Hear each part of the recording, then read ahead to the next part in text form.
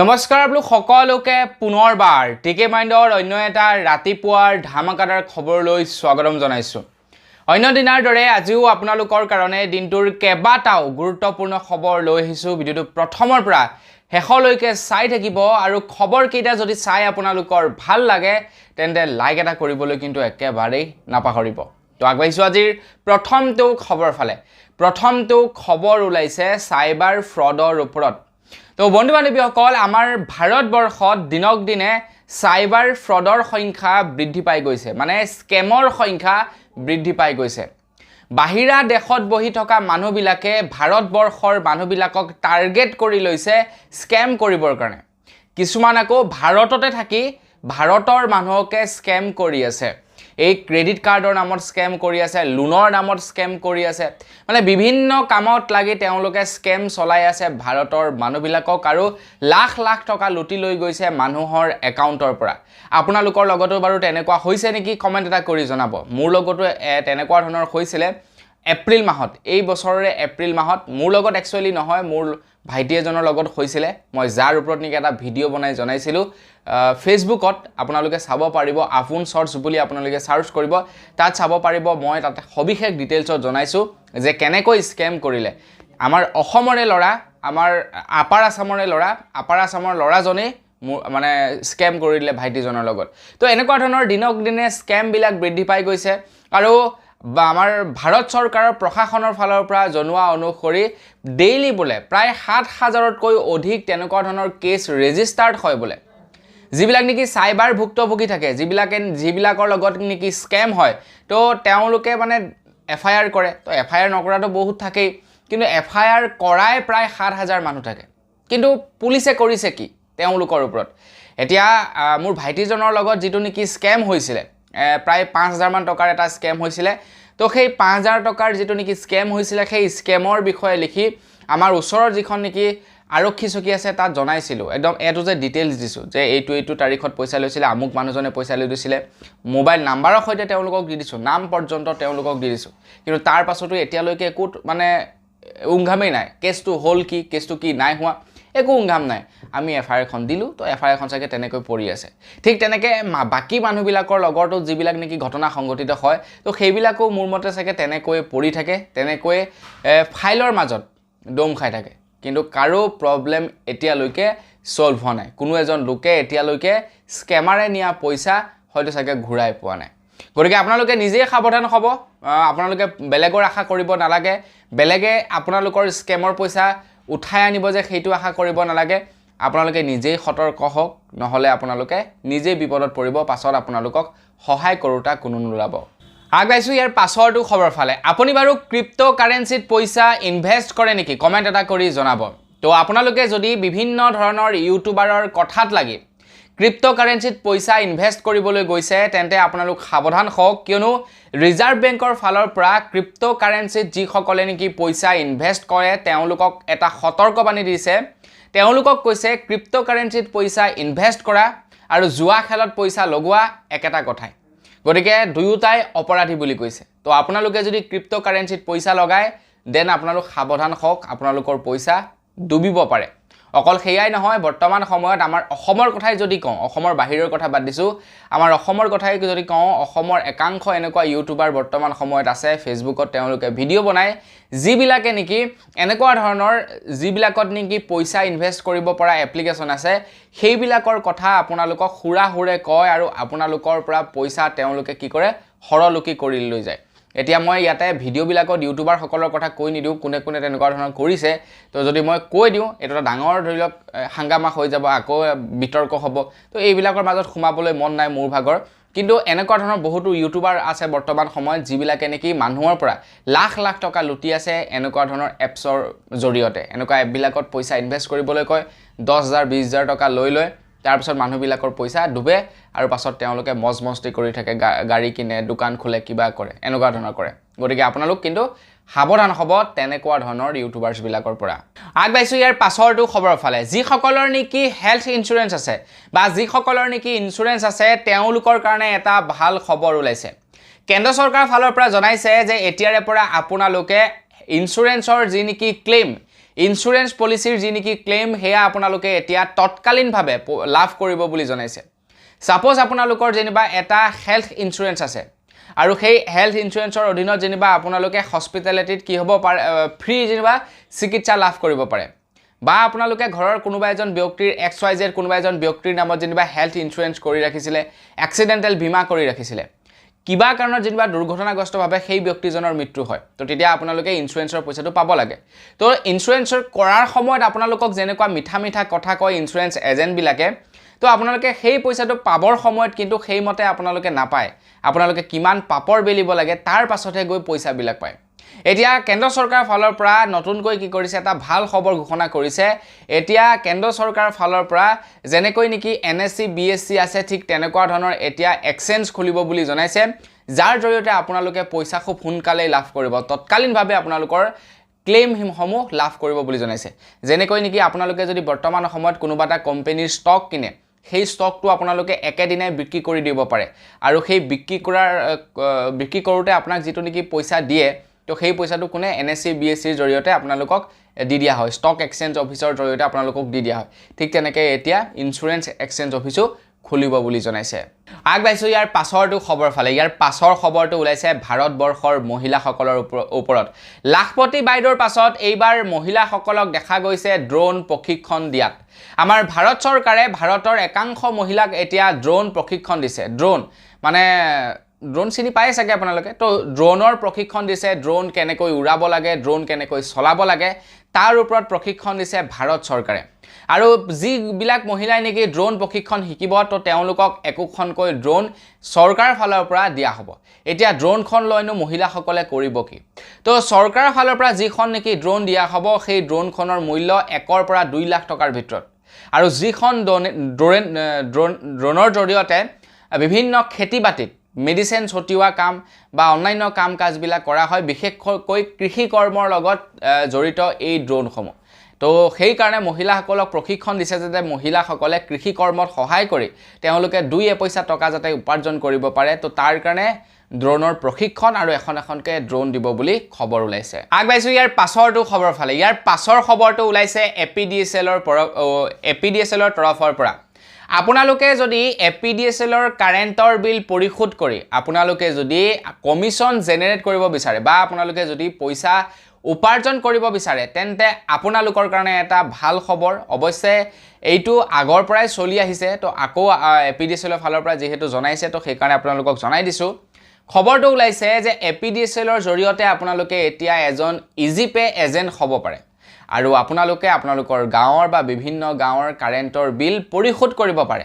আৰু আপোনালোকে মন্থলি 80,000 টকা লৈকে উপাৰ্জন কৰিব পাৰে পইচা ইজিপে তো এই যেটো নেকি খবৰ ওলাইছে তো সেই খবৰটো ওলোৱাৰ পাছত মোৰ এজন সতীৰ্থ মানে বন্ধু আছে তেখেতে APDSLতে কাম কৰে তো তেখেতৰ লগত পাতিলো যে ঘটনাটো কি মই অনলাইনত এপ্লাই কৰিছিলো এতিয়ালৈকে মোৰ এপ্ৰুভ হোৱা নাই তো কি কাৰণে এপ্ৰুভ হোৱা নাই কি কথা বতৰা তো মানে তেখেতৰ লগত আলোচনা কৰিছিলো যে কমিশন কিমান আহিব তো সেই সন্দৰ্ভটো মানে আলোচনা কৰিছিলো মোৰ বন্ধুজনৰ লগত তো এতিয়া বন্ধুজনে কৈছে মানে কি হৈ যায় নিউজ বিলাকত বা APDSLৰ পোৰ্টেল বিলাকত যেনেকৈ নেকি দেখুৱা যায় ঘটনাবিলাক তেনেকুৱা ধৰণৰ বোলে নহয় আপোনালোকে এজন ইজিপে এজেণ্ট হ'বৰ কাৰণে আপোনালোকে কি কৰিব লাগিব অফলাইনৰ জৰিয়তে গৈ এপ্লাই কৰিব লাগিব হাজাৰবাৰ আপোনালোকে অনলাইনত এপ্লাই কৰিলেও কাম নহব আমাৰ অসমখনৰ প্ৰায়বিলাক কাম তেনেকুৱাই ডিজিটেল হয় কিন্তু অৰ্ধ ডিজিটেল আপুনি এপ্লাই কৰিলে অনলাইনত কিন্তু অনলাইনত এপ্লাই কৰি কাম নাই আপুনি যাব লাগিব আপোনালোকৰ ওচৰৰ যিকোনো এটা ইলেক্ট্ৰিচিটি অফিচত আৰু তাত গৈ আপোনালোকে এখন দলিল কৰিব লাগে নটাৰী কৰিব লাগে নটাৰী কৰাৰ পাছত আপোনালোকে ডকুমেন্ট জমা দিব লাগে তাৰ পাছত আপোনালোকে এজন APDSLৰ এজেণ্ট হ'ব পাৰে মানে ইজিপে এজেণ্ট হ'ব পাৰে আৰু মোৰ বন্ধুজনে কোৱা অনুসৰি যেনেকৈ নেকি কৈছে প্ৰায় 80,000 টকা ইনকাম কৰিব পাৰি তো সেই 80,000 টকা ইনকাম কৰিবৰ কাৰণে আপোনালোকৰ পকৰেদি জুল বৈ যাব ইমানেই কষ্ট কৰিব লাগিব আপোনালোকে 80,000 টকা উপাৰ্জন কৰিবৰ কাৰণে মানে কমিশন বৰ বেছি নিদিয়ে আপোনালোকে ওচৰে পাজৰে থকা প্ৰায় 10-12খন গাঁৱৰ যদি কাৰেণ্টৰ বিল আপোনালোকে পৰিশোধ কৰে তেতিয়া আপোনালোকে 80-90,000 টকা উপাৰ্জন কৰিব পাৰে নহলে আপোনালোকে যদি ভাবে নহয় মই এটা অফিস খুলি বহি থাকিম মানুহ আহিব মোৰ ওচৰত কাৰেণ্টৰ বিল পৰিশোধ কৰিব তো দেন আপোনালোকে পইচা উপাৰ্জন কৰিব নোৱাৰে কাৰণ আজিকালি সবে নিজৰ মোবাইল দিয়ে পইচা পে'মেণ্ট কৰে APDCL চ' তেনেকুৱা ধৰণৰ কথা আগবাইছোঁ ইয়াৰ পাছৰটো খবৰ ফালে ইয়াৰ পাছৰ খবৰটো ওলাইছে হোজাই ডিষ্ট্ৰিক্টৰ পৰা হোজাই ডিষ্ট্ৰিক্টে এতিয়া কিছুদিনৰ কাৰণে কাৰেণ্ট নাপাব ভাবক এই গেলা গৰম যিটো গৰমত নেকি ফেন নহলে থাকিব নোৱাৰি যিটো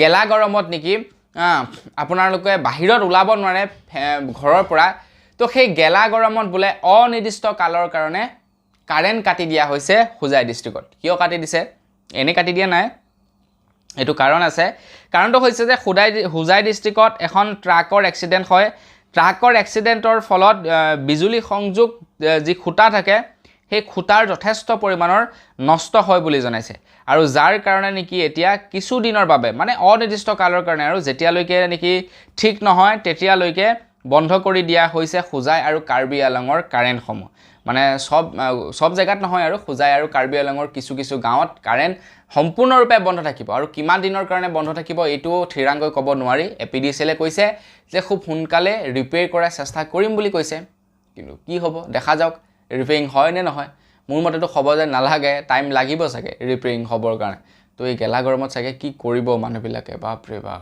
আগবাইছোঁ ইয়াৰ পাছৰটো খবৰ ফালে আজি আমাৰ ভাৰতবৰ্ষত অনুষ্ঠিত হৈছে 6 নম্বৰ পৰ্যায়ৰ নিৰ্বাচন আৰু এই নিৰ্বাচন প্ৰায় 57টা সমষ্টিত অনুষ্ঠিত কৰা হ'ব বুলি জনাইছে তো তাৰ লগতে নিৰ্বাচনৰ লগতে জড়িত এটা খবৰ ওলাইছে তো ৰাহুল গান্ধীয়ে জনাইছে যদিহে কেন্দ্ৰত যদিহে কংগ্ৰেছৰ চৰকাৰ হয় যদি কংগ্ৰেছে চৰকাৰ গঠন কৰিব পাৰে তো ৰাহুল গান্ধীয়ে নিৰ্বাচনী প্ৰচাৰ চলাই থকাৰ সময়ত জনাইছে তেন্তে গোটেই ভাৰতবৰ্ষত মহিলাৰ কাৰণে 50% সিট সংৰক্ষণ কৰিব বুলি কৈছে সব জায়গাতে কেৱল যে বোলে আপোনাৰ ইলেকশ্যনৰ ক্ষেত্ৰত তেনেকুৱা ধৰণৰ কথা নহয় সব ক্ষেত্ৰতে চাকৰিৰ ক্ষেত্ৰত চৰকাৰী অফিচৰ কাছাৰীৰ পৰা ধৰি প্ৰত্যেকটো ক্ষেত্ৰতে মহিলাক 50% সংৰক্ষণ দিব বুলি জনাইছে ৰাহুল গান্ধীয়ে কৈছে যে পুৰুষৰ তুলনাত মহিলায়ো যথেষ্ট পৰিমাণৰ কাম কৰে গতিকে মহিলাসকলকো সমমৰ্যাদা দিব লাগে তো সেই কাৰণে 50% সিট মহিলাৰ কাৰণে ৰিজাৰ্ভেশ্যন থাকিব বুলি জনাইছে তো বন্ধু বান্ধৱীসকল আমাৰ অসমত বাৰু নিৰ্বাচন গলেই তো আপোনালোকে ভোট কাক দিলে সেইটোকে কমেন্ট কৰি জনাব আগবাইছোঁ ইয়াৰ পাছৰটো খবৰ ফালে ইয়াৰ পাছৰ খবৰটো ওলাইছে মহাৰাষ্ট্ৰৰ পৰা গৰমটো সাংঘাতিক দিছে আমাৰ অসমতো এতিয়া প্ৰায় 40 ওচৰা-ওচৰি গৰম আহি গৈছে মানে 40 ডিগ্ৰী সেলসিয়াছ গৰম আহি গৈছে নহয় জানো তো আমাৰ অসমৰ বাহিৰৰ কিছু ৰাজ্যত এতিয়া 47 48 ডিগ্ৰী সেলসিয়াছ হৈছে 49 ডিগ্ৰী সেলসিয়াছ হৈছে ৰাজস্থানকে ধৰি বিভিন্ন ৰাজ্যত এতিয়া 49 ডিগ্ৰী সেলসিয়াছ হৈছে ঠিক তেনেকৈ মহাৰাষ্ট্ৰৰ কথাও যদি আপোনালোকক ক'বলৈ যাওঁ মহাৰাষ্ট্ৰটো 40 এবভ মানে সাংঘাতিক গৰম এতিয়া সেই গৰম আপোনালোকে অনুভৱ কৰিবৰ কাৰণে কি কৰিব লাগিব বাৰু জানে নাই আই থিংক 49 47 এনেকুৱা হৈ আছে মহাৰাষ্ট্ৰত এতিয়া গৰম আপোনালোকে কি কৰিব পাৰে জানে নাই আপোনালোকে কি কৰিব এডাল থাৰ্মোমিটাৰ ল'ব আৰু আপোনালোকে জুইত কি কৰিব পানী অলপ গৰম কৰিব তেতিয়ালৈকে গৰম কৰিব যেতিয়ালৈকে নেকি 48 ডিগ্ৰী সেলসিয়াছ নহয় আৰু তাৰ পিছত আঙুলিটো এনে টাচ কৰি চাব যিটো অনুভৱ হ'ব সেইটো বৰ্তমান কি হৈছে তাত গৰম হৈ আছে মানে মহাৰাষ্ট্ৰ ৰাজস্থান এইবিলাকত গৰম হৈ আছে তো মোৰ মানে এক্সপেৰিমেন্টটো ভুল হ'ব পাৰে তো তাৰ কাৰণে ক্ষমা কৰিব মানে উদাহৰণটো ভুল হ'ব পাৰে তো তাৰ কাৰণে ক্ষমা কৰিব বাৰু বাকি যি কি নহওক তো খবৰ ওলাইছে যে মহাৰাষ্ট্ৰৰ এতিয়া প্ৰায় 10,000 গাঁৱত এটুপি খোৱা পানীৰ নাই বুলি জনাইছে নদ নদী কুঁৱা সকলোবিলাক শুকাই পৰিছে মহাৰাষ্ট্ৰত আৰু সেই গাঁওবিলাকত এতিয়া টেংকাৰৰ জৰিয়তে পানীৰ যোগান ধৰিব লগা হৈছে বুলি জনাইছে মানে ইমানেই ভয়ানক পৰিস্থিতি হৈ গৈছে মহাৰাষ্ট্ৰত আৰু নহবনো কিয় চাওকচোন এই আমাৰ ইয়াতে এনেকুৱা গৰম তো তাত কেনেকুৱা হৈছে য'ত নেকি আপোনাৰ 40 পৰা 50 ডিগ্ৰীৰ ভিতৰত আছে আগবাইছোঁ ইয়াৰ পাছৰটো খবৰ ফালে ইয়াৰ পাছৰ খবৰটো ওলাইছে ছিংগাপুৰৰ পৰা খবৰ ওলাইছে যে ছিংগাপুৰৰ এখন এৰোপ্লেনখনত আকাশত উৰি থকাৰ সময়তে অথন্তৰ লাগে যি নেকি ডাৱৰ থাকে তো সেই ডাৱৰৰ কিবা মানে বতাহত নে ডাৱৰৰ মাজত মানে ফসি গৈছিলে প্লেনখন তো ফসি যোৱাৰ পাছত প্লেনৰ বহিভাগ মানে ভিতৰি ভাগ যথেষ্ট পৰিমাণৰ ক্ষতি হয় বুলি জনাইছে যাৰ ফলত নেকি প্ৰায় 104 জন লোক ঘায়েল হৈছে বুলি জনাইছে তাৰে প্ৰায় 22 জন লোকৰ পিঠিৰ যি নেকি মেইন হাৰ্ডিডাল থাকে ৰাজহাড়ডাল হেডাল ভাগি গৈছে বুলি জনাইছে আৰু প্ৰায় 6 জনৰ ডিঙিৰ যিটো নেকি আপোনাৰ হাৰ্ডিডাল থাকে তো সেইডাল ভাঙি গৈছে বুলি জনাইছে ক'বলৈ গ'লে মানে তাতে যিমানখিনি মানুহ আছিলে সবৰে কিবা নহয় কিবা এটা হৈছে তো সেই বিমান এক্সিডেন্ট তো এক্সিডেন্ট বুলি ক'ব নোৱাৰি এইটো একচুয়ালি বিমানখন গৈ আছিলে, গৈ থকাৰ অৱস্থাত ডাৱৰৰ মাজত নে কিহৰ বতাহত লাগি মানে তো সেই অৱস্থা পৰিস্থিতি হ'ল। তো তাৰ লগে লগে আকৌ ইফালে কেদাৰনাথৰ খবৰ ওলাইছে। তো কেদাৰনাথত যোৱাকালি এখন হেলিকপ্টাৰ লেণ্ডিং কৰিবৰ সময়ত অথন্তৰ লাগে। লেণ্ডিং কৰিবৰ সময়ত কি জানো হ'ল, লেণ্ডিং কৰিব নোৱাৰিলে, আৰু যাৰ ফলত নেকি হেলিকপ্টাৰখন গৈ একেবাৰে তলত গৈ পৰিলে। মানে মানুহৰ বাৰু একো হোৱা নাই, চিন্তা কৰিব নালাগে, হেলিকপ্টাৰখন একো হোৱা নাই, মানে কি মানুহৰ একো হোৱা নাই, হেলিকপ্টাৰখনটো ক্ষতিগ্ৰস্ত হৈছে, মানে একেবাৰে তলত নপৰিলেগৈ। ঘটনাটো হ'লে হেলিপেডটো আছিলে তাৰ অকণমান জাষ্ট তলত পৰিছে, আৰু বেছি মানে দ খাৱৈ নাছিলে, সমতলেই আছিলে, তো তাত গৈ পৰিলেগৈ। তো সেই অৱস্থা হৈছে তাতে বৰ্তমান। আগবাঢ়িছোঁ ইয়াৰ পাছৰটো খবৰ ফালে। ইয়াৰ পাছৰ খবৰটো বিৰাটেই এটা চেঞ্চিটিভ খবৰ আৰু বিৰাটেই এটা দুখ লগা খবৰ ওলাইছে। আমাৰ ভাৰতবৰ্ষত নিতৌ বোলে এটা ৰিপৰ্ট ওলাইছে, প্ৰায় 1263টা আমাৰ ভাৰতবৰ্ষত প্ৰায় 1263টা নিতৌ ৰোড এক্সিডেণ্ট হয় বুলি জনাইছে আমাৰ ভাৰতবৰ্ষত। গতিকে এমাহত কিমান হ'ব? ডেইলি যদি 1263টা হ'বলৈ হয়, তেনেহ'লে মাহত প্ৰায় 36,000তকৈও বেছি ৰোড এক্সিডেণ্ট হয়।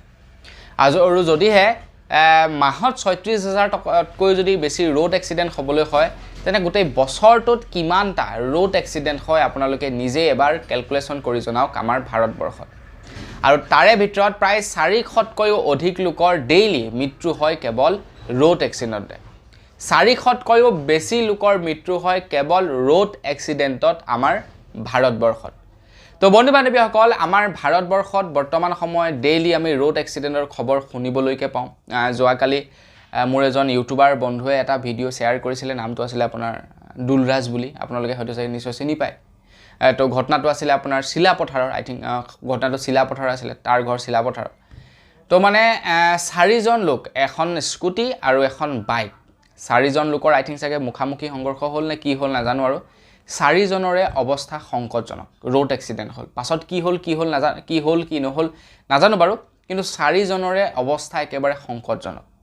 তো তেওঁলোকৰ এক্সিডেণ্টটো কেনেকৈ হ'ব পালে, কাৰ ভুল আছিলে, তো এই সন্দৰ্ভত বাৰু মই ইয়াতে একো কমেণ্ট কৰিবলৈ নাযাওঁ।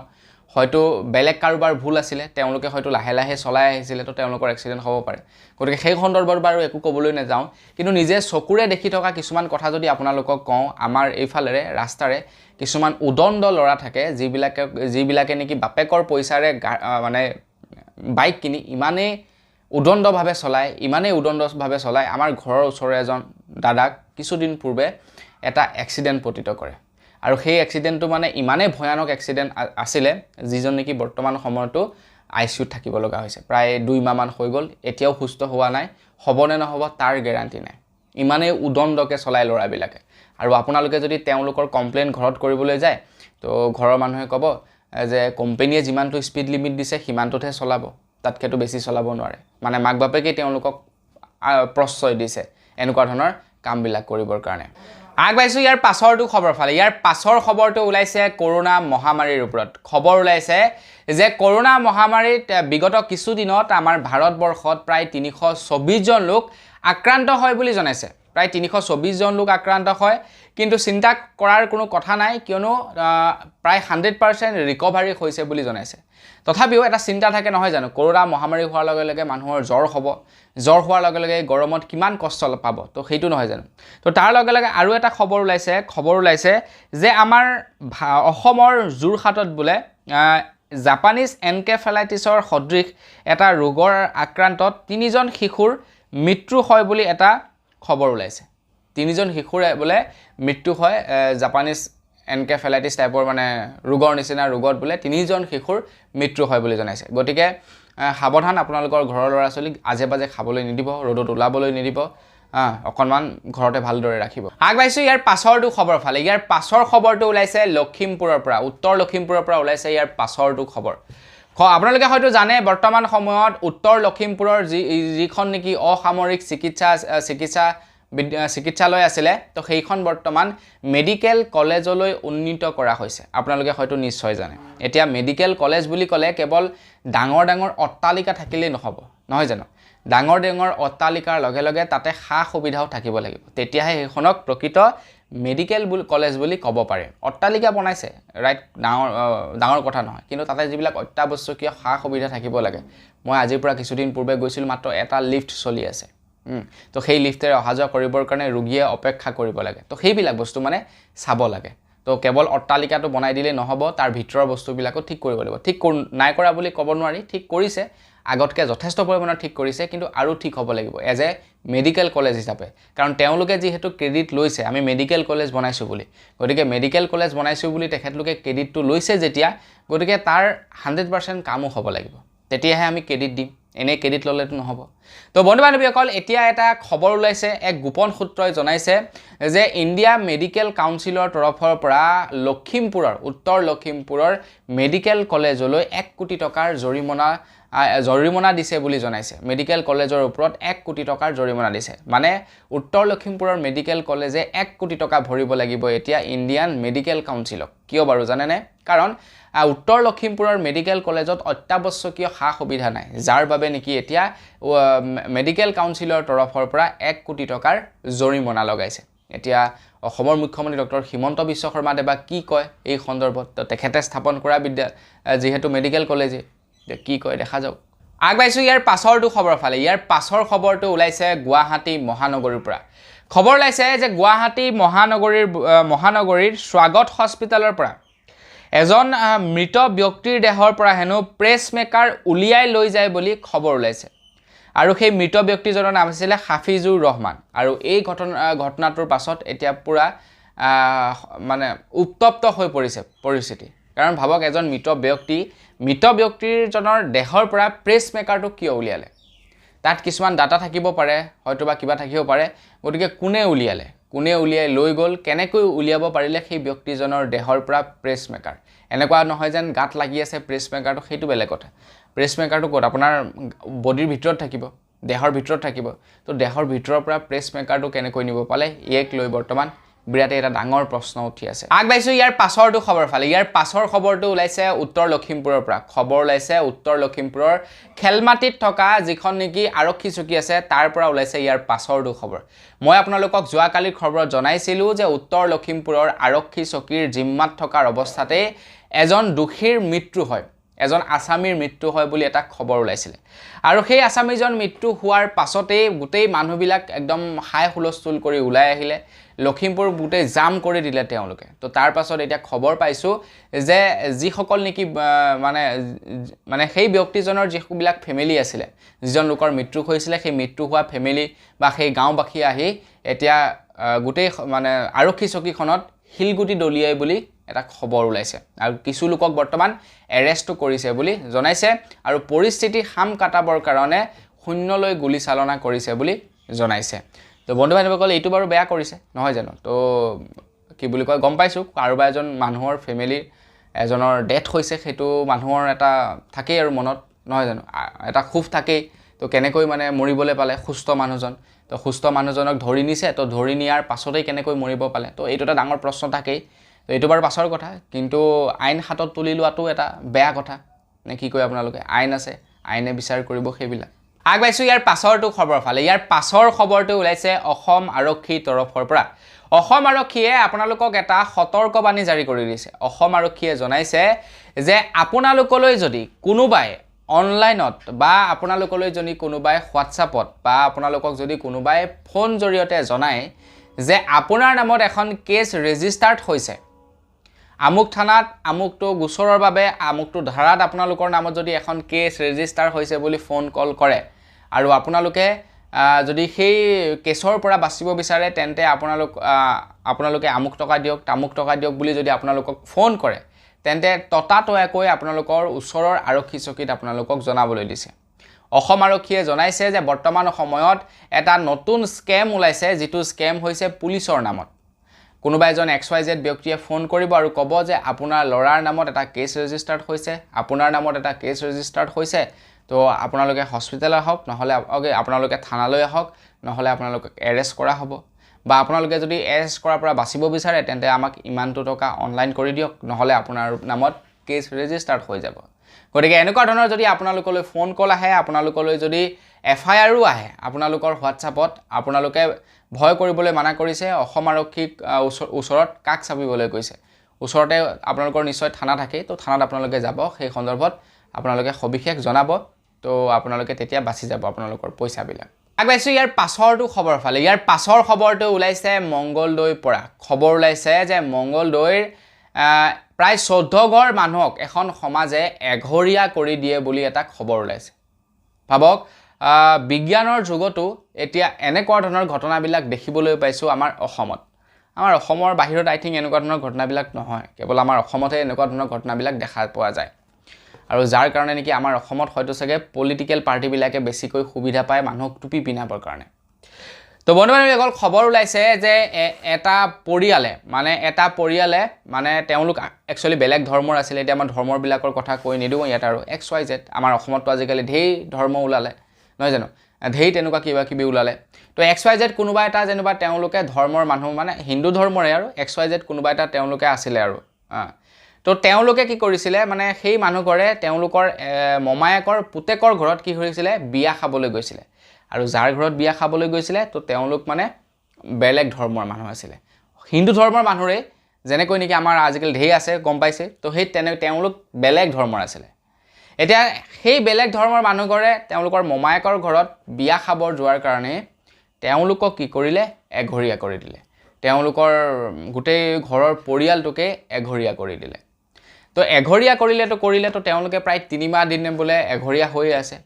তাৰ পাছত এইবাৰ বিহুত আমাৰ এই বহাগ বিহুত বোলে কি কৰিলে তেখেতৰ বন্ধুবৰ্গ তাৰ লগে লগে তেখেতৰ পৰিয়ালৰ মানুহ ককায়েক খুৰীয়েক বৰমাক তো তেওঁলোকক কি কৰিলে ভাত খাবলৈ নিমন্ত্ৰণ দিলে ঘৰলৈ। আৰু তেওঁলোকেও সেই মৰ্মে কি কৰিলে যিজন ব্যক্তিক এঘৰীয়া কৰি ৰাখিছিলে তেওঁলোকৰ ঘৰত ভাত খাবলৈ গ'ল। আৰু ভাত খাবৰ যোৱাৰ পাছতেই যিসকল লোকে নেকি তেওঁলোকৰ ঘৰত ভাত খাবলৈ গৈছিলে তেওঁলোকক বাপেকে এঘৰীয়া কৰি দিলে। তো এই চিষ্টেমবিলাক বাৰু কিয় হয়? এই চিষ্টেমবিলাক এই কাৰণে হয় সমাজত কিছুমান অশিক্ষিত অমানসিকতাৰ মানুহ থাকে যিবিলাক নেকি সমাজখনত একদম উচ্চ পদত বহি থাকে, যিবিলাকৰ ওচৰত টকা ঢেৰ থাকে। তো তেওঁলোকে এনেকুৱা ধৰণৰ নিয়ম নীতিবিলাক বনায়।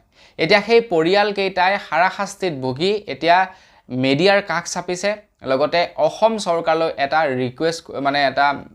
ৰিকুৱেষ্ট কৰিছে আৰু যে এইবিলাকৰ উচিত বিচাৰ মোৰ মতে মানে তেওঁলোকৰ মতে হ'ব লাগে।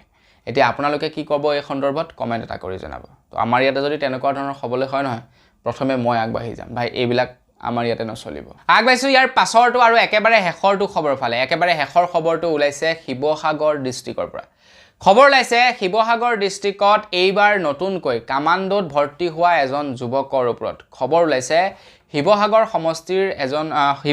সমষ্টিৰ নিতাই পুখুৰী মৌজাৰ লাইবিল গাঁৱৰ এজন যুৱকে এইবাৰ অসম আৰক্ষীৰ ব্লেক কামাণ্ডোত অমৰজ্যোতি টাইডৰ নামেৰে এজন লোকে তেখেতে এইবাৰ ব্লেক কামাণ্ডোত কি হৈছিলে এবাৰ ভৰ্তি হৈছিলে। তো ব্লেক কামাণ্ডোত ভৰ্তি হৈছে ভালদৰে তেখেতে ঘৰখন চলাই আছে। তো তাৰ পাছতেই যোৱাকালি এটা খবৰ ওলাইছে যে মোবাইল ফোন কাৰেণ্টৰ চাৰ্জত লগাই মোবাইলত কথা পাতি থকাৰ অৱস্থাত শ্বৰ্ট চাৰ্কিট হৈ মোবাইলটো ফুটি ল'ৰাজন কাৰেণ্টত লাগি মৃত্যু মুখত পৰে বুলি খবৰ ওলাইছে। চাকৰি পাইছিলেহে, বেছি দিন হোৱাই নাই, আই থিংক 1-2 বছৰ হৈছে চাকৰি পোৱা। তো চাকৰি পোৱাৰ পাছতেই তো এই অৱস্থা। তো তেখেতৰ আত্মাই যাতে চিৰশান্তি লাভ কৰে তাৰে কামনা কৰিছোঁ। আৰু তাৰ লগে লগে আপোনালোকক এটা ৰিকুৱেষ্ট কৰিছোঁ, এতিয়া বজ্ৰপাত পৰিয়ে থাকে, পৰাপক্ষত আপোনালোকে মোবাইল চাৰ্জত লগাই মোবাইল ব্যৱহাৰ নকৰিব। দেখিলেই নহয় আপোনালোকে। তো বন্ধু-বান্ধৱীসকল বছ আজিৰ ভিডিঅ' জনাবলগীয়া খবৰ ইমানেই আছিলে। খবৰকেইটা জানি কেনেকুৱা লাগিলে কমেণ্ট এটা কৰি জনাব। যদি ভাল লাগিলে লাইক এটা কৰিবলৈ নাপাহৰিব। চেনেলটো যদি ছাবস্ক্ৰাইব কৰা নাই ছাবস্ক্ৰাইবটো কৰি ল'ব। পুনৰ এটা ভিডিঅ' লগ পোৱাৰ খালি বিদায় মাগিছোঁ। ধন্যবাদ। জয় অসম।